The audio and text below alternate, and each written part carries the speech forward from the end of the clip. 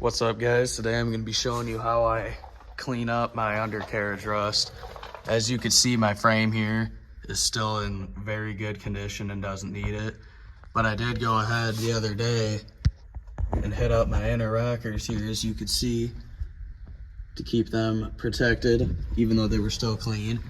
But if you look here, my plates here for the turnover ball and the gooseneck are like super crusty, and I'm going to be showing you how I take care of it. I've tried a lot of different products in the past, and all those other products never seem to work out, so that's why I stick with this stuff. A lot of you guys might have heard of it. It's called POR15, and I'm going to be putting it on just this plate in this video.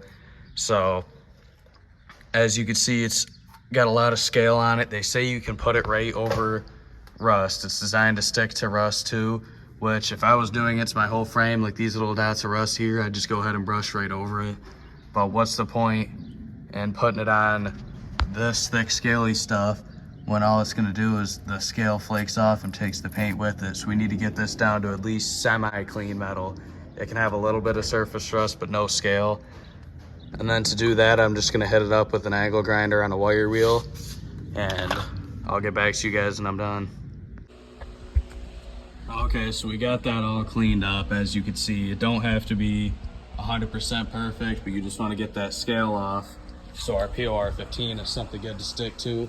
Another thing I forgot to mention is using a needle scaler. Hooks up to your air compressor, because a lot of spaces, assuming you guys are most likely trying to do this to your whole chassis, there's gonna be a lot of places you can't really get the wire wheel into very good. So this is kind of nice for areas like up in here.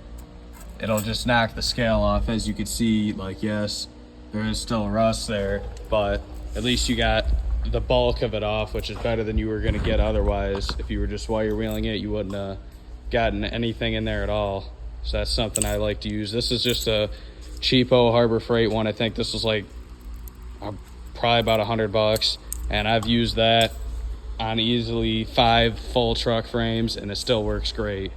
So you don't need to go out and spend a bunch of money on name brand. The Harbor Freight one works good. All right, so here's our next two things we got here. Here's our POR15, like $40 for this little core or something like that. So it's not exactly the cheapest method, but why waste $20 a quart on the other shit if it's just gonna fall right off? And right here we have, this is some Shopline paint reducer. You can use pretty much anything you want. Any kind of paint reducer will work. Acetone will work. Get you like a little quart. And I just like using this stuff to wipe off the area to make sure it's nice and clean first. All right, so the first thing I'm gonna do is how I clean it. I've already went and blown it off, but I'm gonna do it again just for the video. That way it's not as dusty on the camera. But I just like to just get compressed air, just blow it off, since you've been wire wheeling, grinding, and making a bunch of dust everywhere. That way we get it at least close to clean.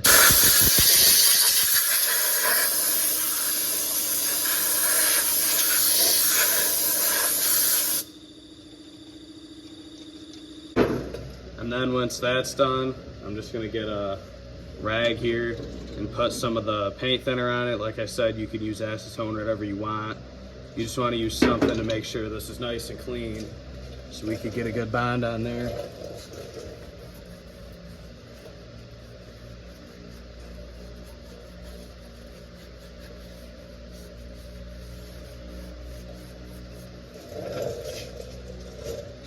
It doesn't necessarily have to be too perfect.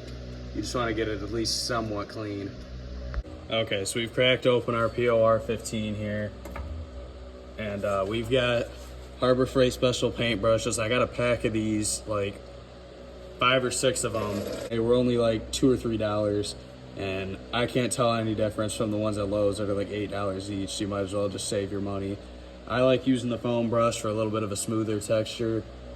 If you want to use a regular brush, you can too. It's just you'll probably have a little bit of brush strokes in it. So also, I'm wearing gloves for this. I'd recommend doing that, because when you get this stuff on your skin, it will literally take weeks of scrubbing before it eventually wears off. It sticks to your hand way better than you would think.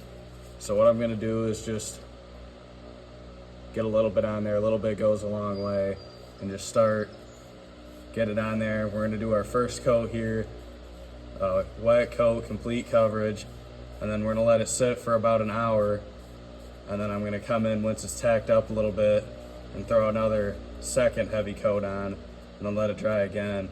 The can says it takes about 6 hours to fully dry, which they're not lying. This stuff will be pretty wet and tacky for a long time.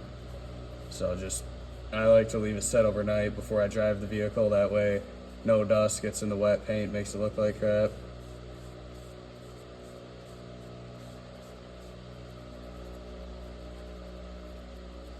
We're just gonna get that on every surface we possibly can.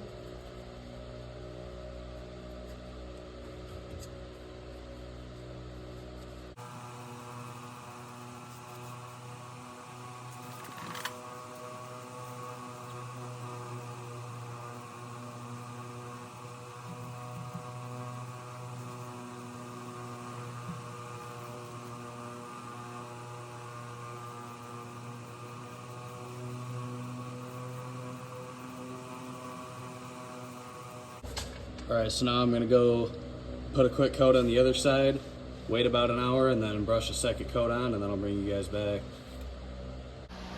All right, so this is about 5 minutes after applying the second coat.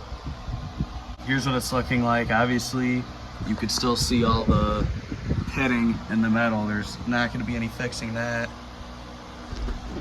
but it's gonna be clean again. I've got this fan down here kind of blowing at it. I'm about to prop it up on some blocks and get the fan blowing straight at it to try to get it to dry a little faster. The can does say 2 to 6 hours and it's 80 degrees out, so I bet if I have the fan on it, it'll be dry in no time. Okay, it's been about 2 hours of drying, and here's what we're looking at. Still not 100% dried all the way through, but I'm gonna go ahead and throw the wheels back on and have this thing sitting on the ground again. I'm just not gonna be driving it for another couple hours yet.